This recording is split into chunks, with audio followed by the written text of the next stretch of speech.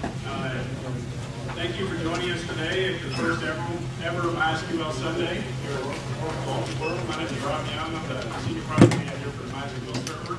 It's my pleasure to introduce to you all one of our biggest community MySQL users and just overall gurus that you guys are going to have the pleasure of listening to.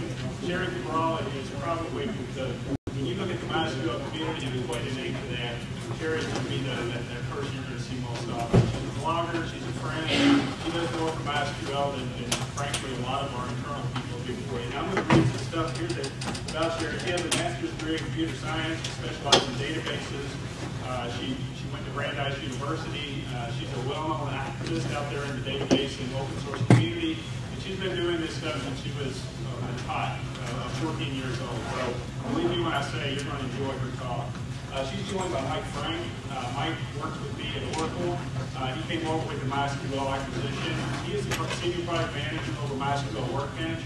And he's got a long track record in the database industry, writing tools, developing database solutions, and that type of thing. So if you guys don't want to listen to me, you want to listen to them. I'm going to turn it over to Sheeri and Mike if you guys enjoy this.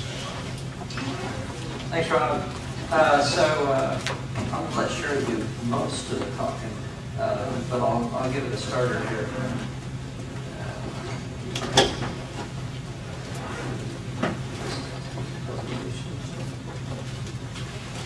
There we go. So today, what we're going to do is I'm going to give a brief overview of just exactly what Workbench is. And then really, I think a big benefit is to, I can talk about features and list all those things out, but really to listen to somebody that uses it in the real world. Sheeri uses it to manage a lot of her customers' databases and things like that. So to have Sheeri go over how she uses it for data modeling, and engineering and design, for developing SQL and running it, connecting, editing, looking at results, all the kind of tricks that she has. And I'm sure she'll go into things other than just the product itself, but the things that she does with MySQL that helps her manage product.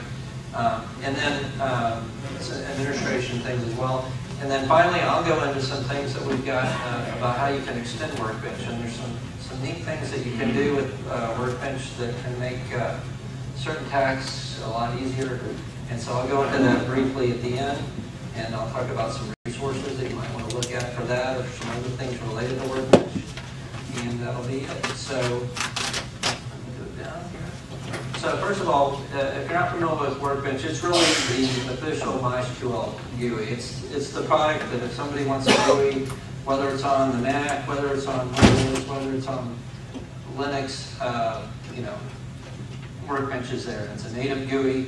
And really what we did, and MySQL DBAs tend to wear a lot of hats in a lot of cases. And so being able to go in and, design the database or do various tasks with it, being able to develop SQL and run queries, being able to start and stop things, tweak configuration, all on one pane of glass, all on one single GUI, just popping around tabs and doing it really, we felt makes the DBA very, very efficient. We want to make this easy to use, so if whether you're a beginner DBA or an advanced DBA, it'll expose features to you with MySQL and make them easy to use. And also, we also strive to show what we do under the hood, so the actual SQL statements or the DDL or even the scripting type of things that we do. We want to show it to you because often you just want to copy and paste that and use it within your program or something else. So on the development side, we make the editor, syntax highlighted. We've got lots of ways to automatically generate the SQL code and create connections through various things. And I don't want to steal anything from what Sheeri's going to show, so I'm not going to go into much detail on that. On administration, you basically, are my servers working? Let me change settings. Let me add new users, delete them, change their permissions. Simple things like exporting and importing data to and from databases, moving it around. We try to make that easy. And then on the data modeling, really make it very visual, make it very simple, and I think some of the features we have in the product are really things that you see in some much more expensive commercial products. So it's really nice for folks in the community to be able to get this level of design tool for developing any product itself. So again, I sort of covered that already. So we're about development, and I'm not going to go into this too much. We're about data modeling, round-trip engineering, making everything scriptable. You're going to see examples of all of this, so that's why he's not going through it. Because he said, well, it has colored syntax highlighting, but you'll see it in a couple of minutes. Right. So. Yeah, these slides are for when they show when you look at these PowerPoints later, you remember what we were talking about. And administration. So, bottom line, I had said earlier, this is a native product, so it's going to feel like the platform you're on. That's because, at the core there's a C code, but we use the various graphical components to build it. So that if you're on Windows, it feels like Windows. If you're on Mac, it feels like Mac. If you're on 2 or some other else, it feels like that. So, with that being said, here's Sheeri, MySQL Pro, Ace Director. We'll change to number 1. And or number 1. All right. Now I can't see what's on there, but right now it does look in fact like my desktop, and my background image rotates every couple of seconds, so you should be able to see some fun things. So this is opening up Workbench on Mac. This is the home page. You'll see it's a tab up here. You'll see other tabs go there. This is the 3 tools that Mike was talking about. We've got SQL development here, data modeling here, and server administration here. So what I'm going to do is I'm going to run through. I actually have a MySQL database on this. You can have a stored connection. So let's make a stored connection. Let's make it to local socket, although we could have standard TCP/IP. And I'll show you in a second about TCP/IP over SSH. So it SSHs into a machine and then can run MySQL from there. So if you have like a gateway you have to jump through first, that's no problem. And I'll show you that for a real server that we actually do have. So we don't need a socket pipe path because we're just going to use the default. The username we're going to use is root. So I'm just going to do this, and magically it's actually going to come up, and it's going to be fine. Look at that. We've got the Tequila database and the test database. And I could do something like select user host password from MySQL.user, and you can see that syntax highlighting there, or something like select I. You see that it's now yellow in quotes. These 3 buttons do querying type things. This will run the whole script. This will run just the current command, and this will actually run an explain. So let's run the first one. You can see I just have a setup here with no passwords. That's not clear. We can change that in a second. If I ran the whole script, it would actually run both of them, and you can actually see I have result 1 and result 2. So you see the selected high. So that was just a little thing there. Now, when we were here, back here, so now we have tabs. This is open here, but let's say we wanted to save that connection. Instead of open connection, we can have a new connection here. And so I would do this, and I would actually say local socket, and I would call it localhost socket. And I can test the connection. It says, okay, that's great. Well, what if the server wasn't running, or what if the password was wrong? Let's say if the username was, say, nobody. Let's test that connection. Well, now it wants a password because it tried nobody with no password. There is no user nobody. We just saw that. It said failed to connect to MySQL using local socket pipe at default path. So you know that MySQL is in fact running. This is just the wrong username or password. And that's the same access denied for user nobody at localhost. This is what you would get if you're running MySQL on command line. Who here runs MySQL on command line and uses the command line now? Okay, who here is excited about MySQL GUI so they don't have to run command line? Okay, I am too. Great. So most of you are just here to learn. So what if I wanted to do standard TCP/IP over SSH? So I'll actually put something to our Bastion host. So we're going to SSH, and the username is Sheeri, and the MySQL host name from there is just going to be localhost. The username there will be admin, and I can again test my connection. Now I haven't put any passwords here, so it wants my SSH password, which I could save in a keychain or not. I'm going to choose not to. And then it's going to ask me for the admin password, which you can also choose. It says connection parameters are correct. So now I've saved that, and I hit OK, and I can actually go into there and do that. Now it's asking me for the MySQL password, and let me save that in the keychain. And it's opening an SQL editor instance, and here it is. So now I'm on this, In a few seconds, we'll actually see connection information down here. And there's actually different databases here. So you can tell it actually is in fact a different database than this one. And it actually did SSH into there and is now doing that. Now some of the neat things with MySQL, I didn't actually save the localhost one, so let me do that. Local socket pipe, and it's just root, and we're going to save that. So now let's, what if we want to, let's see, let's change the accounts. Now we can change the password on the account by using the SQL editor. We can do something like update MySQL user set password equal to password root pass or something like that, where user equals root. But MySQL Workbench actually has administration built right in. So we can go here to server administration.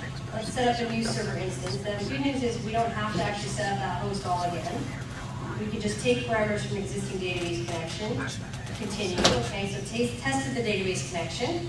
It automatically figures out what type of operating system that you have, and then it picks the installation type, although you can change it if it is different. It's looking for configuration files. It basically looks in the default folders and stuff. So it figured out this is how you do start and stop. And if it didn't figure it out right, I could actually click change parameters. So I can say, oh, that's not the path to it. It's really, my foo.cnf and check path. Actually, it's not. It's actually etsy my.cnf here. And is that config file section valid? So you can actually change the defaults, but by default it does find everything kind of the right way. And here you have, if you need to use sudo to stop and start MySQL, you can do that. So that's pretty cool. And you can change the server instance name, which is how it shows up here. So I want to administer it. I want to stop the server. Now, you obviously want to be very careful about doing this in your own environment because it's so easy to just double-click, pick one, and do it. You have to make sure, I've named this MySQL localhost, so make sure when you do this, you're going to stop the right thing. Now, I want to show you this. See, this database server instance is running. I'm going to go to my system preferences, which is where I would ordinarily stop and start MySQL. And here you go. It's running, and it's supposed to automatically start up on startup. But instead of stopping it here in the system preferences, again, I can do it right here. Stop server. So now it's asking me for my sudo password to user root, except actually, let's see, I think that's my password. Let's see if it'll actually stop it. Because the user is actually not root, it's Sheeri Cabral. Let's see if that actually works. Oh, it works, it stopped the server. Let's check the system preferences. In fact, it is stopped. And if I tried to connect to MySQL right now, it wouldn't work. So I can start the server remotely, I can stop the server remotely, I can change the configuration. If I wanted to disable networking, I could do that. There's a lot of clicks here. You have general, advanced, everything is nicely grouped. So if I wanted to turn off the binary log, I can do it right here. You can set the file log right here. Very, very nice to have this. To be able to figure out, hey, do I have this? What's my server ID? Well, it's right here. What if you want to change it? You can go ahead and change it. Yes, question? Does the changes reflect in the configuration file? Do the changes reflect in the configuration file? Yes, that is the coolest thing here. So let's say I don't have the server ID set up. In fact, I will open a terminal window for the first time just to show you that. So if we grep for server ID in etsy my.cnf, it's not there. ls-l, etsy my.cnf. The my.cnf was last changed this morning at 9 in the morning because I was testing these demo stuff out. So let's change the server ID and let's change it to, 1234. Okay? So now I want to click apply the changes. See, you see down here the configuration files etsy my.cnf. It's in the MySQL section. Let's now apply that. And here's what's going to happen. So it gives you this change control right here. It's one of the things, it was on a slide, or it's going to be on a slide. You can actually look at change control, which is awesome. Yeah, you can do the file preview as well. So this is what the file is going to look like. So you can see that it added this server ID 1234 to the etsy my.cnf, and then you can go back and view changes. So it's very, very powerful. You can copy this into your change management logs or whatever. But basically, you're adding the server ID. You can use this with patching. diff-p gives you patches, that kind of thing. So if you ever had to do this kind of thing in your system, it's already being done for you by the MySQL Workbench. So you can apply that, and again, because I said you have to be root to change my.cnf, it's asking me about this. I can save the password in the keychain, which I probably shouldn't do, but it's for my laptop, so it's fine. So now let's see It was last changed at 1409, which it is right now, and let's correct for the server ID. And in fact, it got the change there. Now, anyone who's used MySQL knows you cannot do this within MySQL. It is not possible. You cannot change the configuration of MySQL from within MySQL. You have to edit the text file and restart the server. Here you still have to restart the server to pick up the changes, but it's all in one tool. In fact, I'm kind of annoyed that I had to even log into the terminal to prove it to you, because I was like, I'm going to do this whole thing without logging into the terminal at all. So we have that. Let's see, what else? Connection, turn on MySQL. Okay, I did all that. I did the TCP over SSH. Let's see, made an admin connection from it. Okay, so I said we were actually here to look at accounts. Let's look at the accounts. So we see we have these accounts, and there's no passwords for them. So let's make a password for it. So now I want the password just to be root. And if I confirm the password and it's wrong, I didn't actually put the right, it said password and confirmation don't match. Okay, root apply. And it did that, and let's just do that for this too, and apply, and let's do that for this one too, and apply. And it's there, and it's live right now. If I go here, and I want to run this command again, now, if you notice, it's asking me for a password. Why is it asking me for a password? Because the privileges have changed. It just changed the password. So that's something that's actually, you know, if you do this in MySQL, you actually can flush privileges and log out and log in before it works. But you can see now that there's a password set for everything. Now, I wanted to show you guys something called snippets. This is code that I run all the time on different, client hosts or whatever. Select user host password for MySQL.user order by user. How many times have I had to run this because I'm trying to see, does the user have access? What's the password that they're using? I only see a hash, but I can see if there's two different users with two different passwords, or same username, different passwords, and again, you can run it. So if you have code that you run often, instead of having to type it over and over and over, for example, let's say where password equals blank. Let's say I want to search for that, and I want to save this as a snippet. I forget how to do that. I think I do that, yes. I click this little plus here on the system, and I enter a name for the snippet, so this would be all users with no password. So now it's my user snippets here, so now I can see that. Now if you look, in the snippet collection, there's user snippets, there's also database management. This comes with it, and in fact, if you double click, that's what I'm doing here. If you single click, it goes here, where you can, copy and paste here if you really want. If you double click, it just goes right there. And show contributors actually what has me in it. There you go. Ron Bradford, Sheeri Cabral, and Mark, I forget what his last name is, but it's in there. That was back when I was Sheeri Cabral. Now Sheeri Cabral. So you can set a lot of stuff here, accounts, connections. This is otherwise known as show process list. So on this server, you can see that there's only 3 connections. There may or may not be anything more exciting on the bastion. Let's see if there's anything more exciting here. Yep, we're going to do that. You can also authenticate using an SSH key, which is really, really critical for a lot of people. And see, it automatically came up with these as the package, but if it was wrong, I could take the right one. And the password that I'm going to use to log in is this one. I'll save it. Just going to try this again. And it couldn't find etc MySQL dstart. I think it's actually called MySQL. So check path can't be found. That's okay. I'm just going to continue because I'm not actually going to start. I'm not going to stop and start the bastion host. But I am just going to look at it in here now. It's opening the administrator, and remember, I still have these SQL editor windows open. I still have this admin for MySQL and localhost open, so you can do everything here. Let's see the connections. There's a couple of admin connections. So there's nothing really exciting going on here. I thought maybe I could show you something more exciting with connections. Here's all the status and system variables. So system variables, you might also see in the configuration. But if you've ever done a show variables, this is what show global variables, this is what you get. Show status, show global status. You can see this. Do I have something in the search? I was thinking. I can click faster than if you go. So how are we doing on time? When do we have to finish? 2:30? BlackBerry. I think so too. Yeah, 2:40. Anyway. So there we go. So we've got, what was I looking for, variables here, oh, status variables. So we actually got all the status variables all the way down to uptime. But if you don't want to look at all of them, maybe you know, hey, it's a server one, or it's a specific to replication or binary locking. You have these nice groups, categories of the ones that you can see. You can also export and import data, or export and import, let's say, just schemas. For example, Sequila is the test schema. And I want to actually do an export. I just want to export the schema because I'm going to show you some things before. You can also import, if you have an export, you can import it, which is really nice. I'm going to go to the advanced export options and click no data here. That will just export the schema, which is what I want to be able to show you.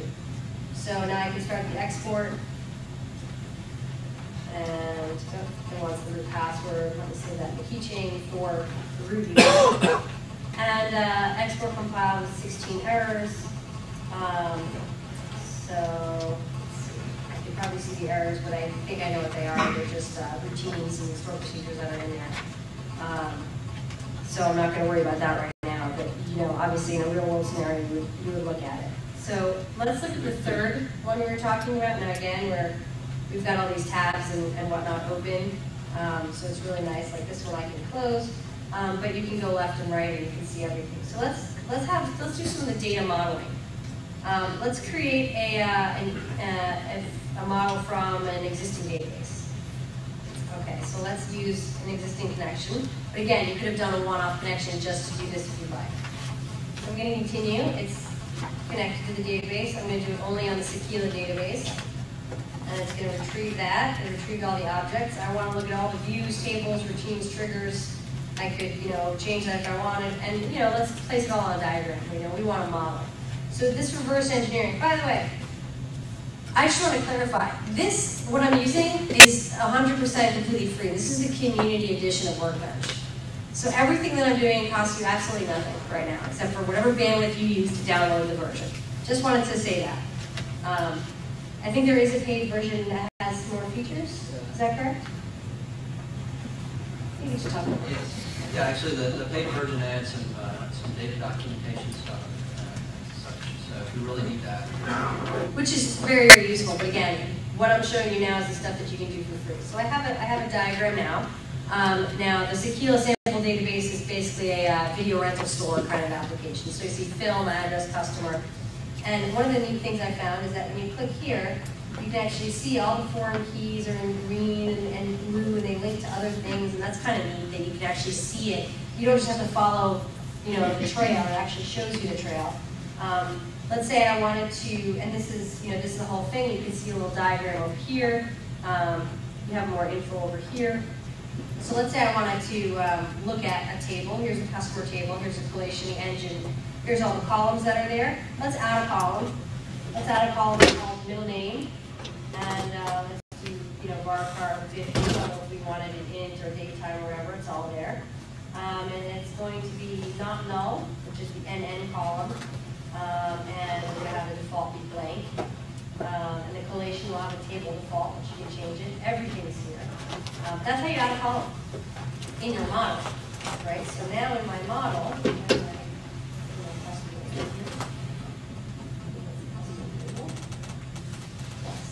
so that's my table. Oh, no, here it is. And you can see now it has this middle name varchar 50. So this is your modeling tool, right? I took an existing database, I'm modeling it. I can do other things with it now. For example, I can, let's see, let me also add a new table. So to add a new table, let's see, where do I do that? Again, I haven't used this in a little bit, so I think I can just, how do you do that? Is that this? Oh, right here, table. So add a new table. Let's put it here. And then I can go here and say a new table. And for the columns, let's do a column called foo. It's one of my favorite columns. It's going to be int. It's going to be primary key, not null, auto increment. Okay, so we've got this new table and we've got a new field. This is completely different from our existing model. So now we can actually go to model. This is one of my favorite tools. Generate catalog diff report. So let's just do the sources to compare. It automatically picks. Well, let's look at the difference between the live database server and the model scheme. What we just did, right? Let's do the model and what we had before, okay? So here's where's the source, the left catalog, the one on the left, the one we're going from. So that's going to be there. And then the 1.2 is the model. So it's already doing it. So let's process the Sequila schema. And here we're going to get this. Here's the catalog diff report. You see this? This is very much like the other one we were looking at before, but it's a diff report for your schema changes. So you could say, okay, we added this table called new table. We added a column foo. We added a primary key index. Here are the attributes of the table. And by the way, the Sequila customer table was modified. We added a column middle name. You can save this to a file. You can copy to a clipboard. Now this doesn't actually apply the change, but we can actually apply the change in Workbench, which is also pretty neat. You can do synchronized model. Again, synchronized model to localhost. And we're going to do that. And we'll process that one. And here we go. So we can update the model or we can update the source. So you can choose, do you want to sync to the model?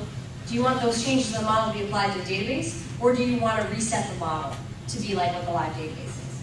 So here, I can update the source and it's just going to do it for me.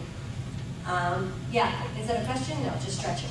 So it's a very, very powerful tool. I would say it's almost too powerful because you have to be careful on what you're doing, right? If you're like, oh, I'll just update the dev server and you click on the wrong thing, you have to be careful. But that's like it is with any system anyway. I've done that on a drop table on production when I meant to drop table on development, not even with production. So one of my other favorite things, and then you can actually preview these, this is what's going to happen, is you're going to get the alter table. And execute that, and it's changing the model, and there you go. So that to me is pretty exciting as an administrator. I've done all this stuff that I have to do on a regular basis. Changing tables, adding columns. One thing I haven't done is I haven't shown you changing data. So one of the slides said that you can change table on a grid view. So first of all, you have this double click. You can double click to get all the stuff. So if I really don't like typing, I could do select first name, comma, last name from staff. So there's a lot of double clicking and not so much typing. So if I do this and I decided that, hey, Mike Hillier really wants his name to be, You need to right click and edit. Oh, right click, okay. On the table name. On the table name, okay. Oh, and a table name. There we go. So now I decide, Mike Hillier decides that he wants to be Michael. And there you go. And then does it change it just like that? Oh, you can see one table there. And then you save. Apply it. Oh,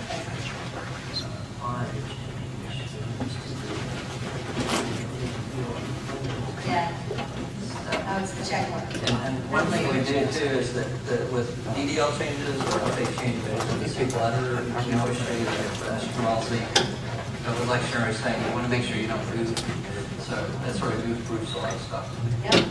So I can apply it, and again, you can copy the stuff and you can obviously export to the CSV as I did by accident, or add a new one to the one step I did 3 to the Sheeri Cabral. I can do that and apply the change there. And in fact, if I really don't want to apply the change, then I can do that and it will undo it. So it is actually pretty easy to edit the data in the grid. If I wanted to do an explain plan, I wanted to select first name, last name from staff. Instead of having to actually type explain and then run the query, I run this little icon here, and the results actually are shown here in this tab.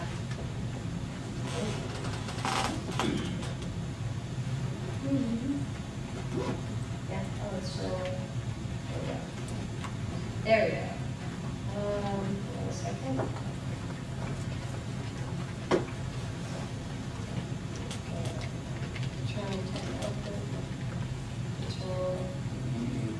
Oh, I did the wrong one.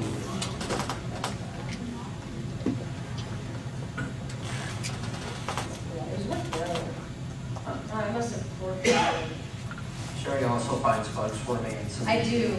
Actually, one of the coolest things about it is that if you do find a bug, you just click right here on this MySQL bug reporter, and it takes you right to the web page. And notice it didn't open my web browser to take me to a web page. And I think this, I don't know why it's such a big deal to me, but it's great that it's right in here. I don't have to worry about which window is in my Firefox. If my Firefox isn't open, it doesn't open it.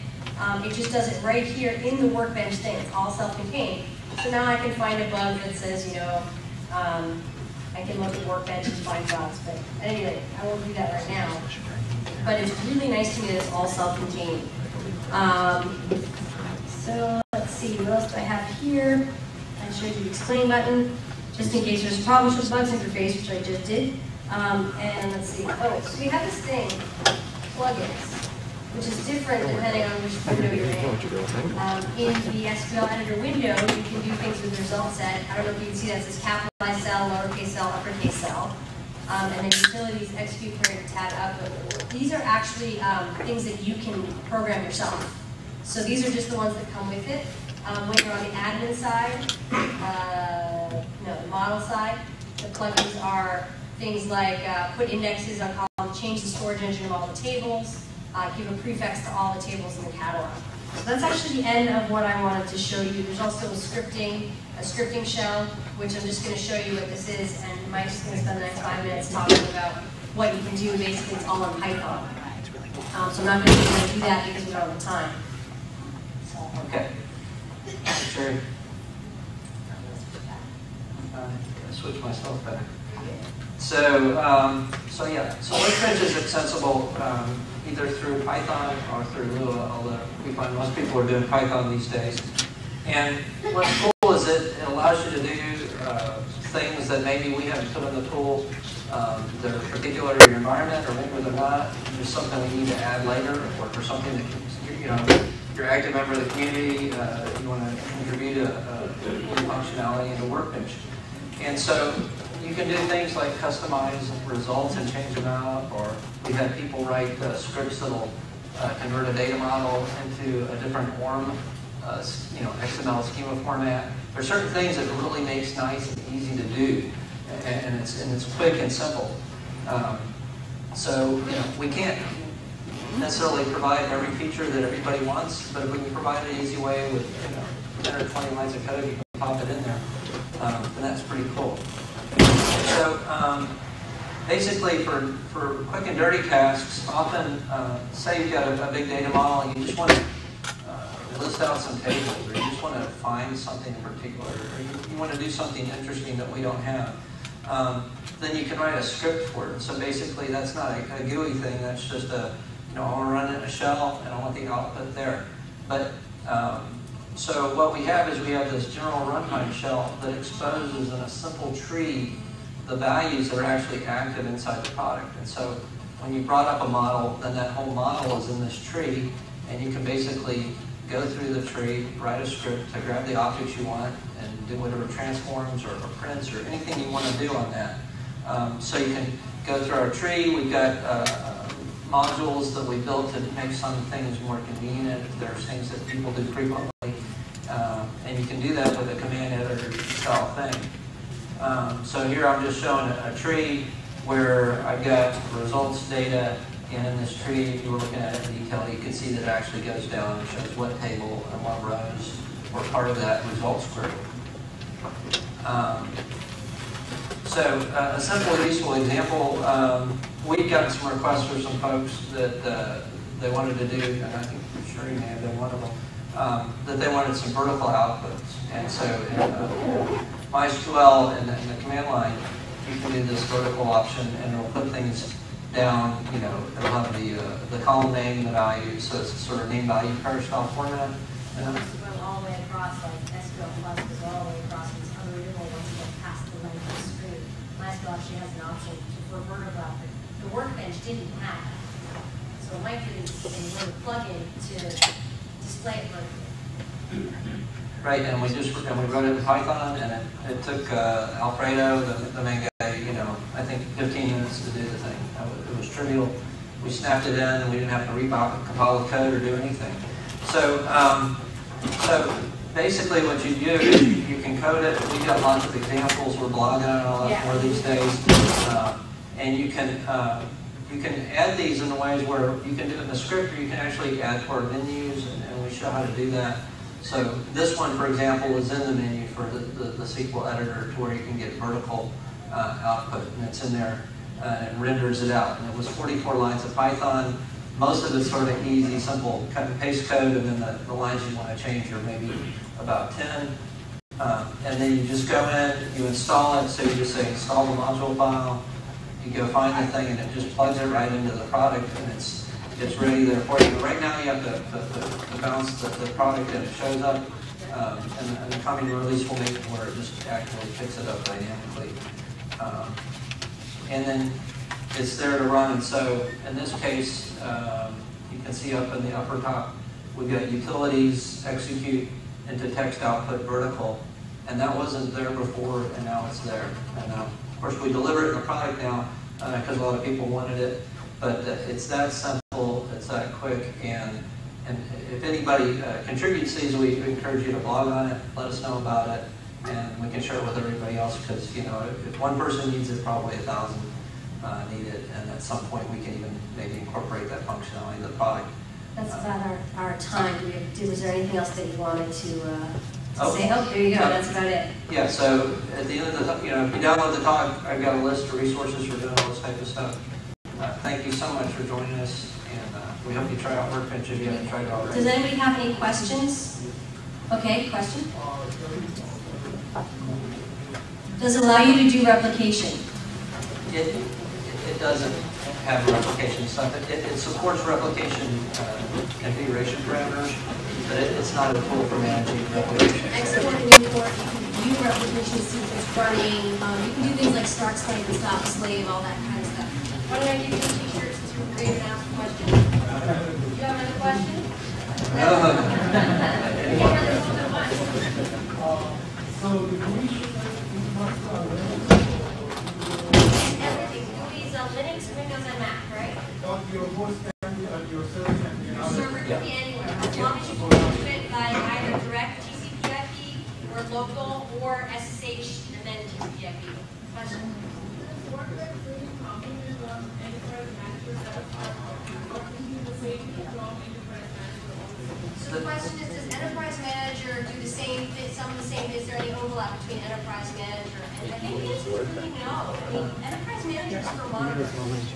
There was a little monitoring, like you can see the connections and the process list and whatever. But if you want to monitor, and I think there were some graphs. Right. There were some graphs there, but it's really, they're very separate. If you wanted to monitor it, you would use, enterprise monitoring. And if you're actually like an admin doing stuff, you would do that. Like in my environments, we do both. We'll have a monitoring solution, and then to actually do stuff once you monitor it and realize, okay, we need to fix this or change that, then you would actually use Workbench to do it. All right. Great. Thank you all. Thank you.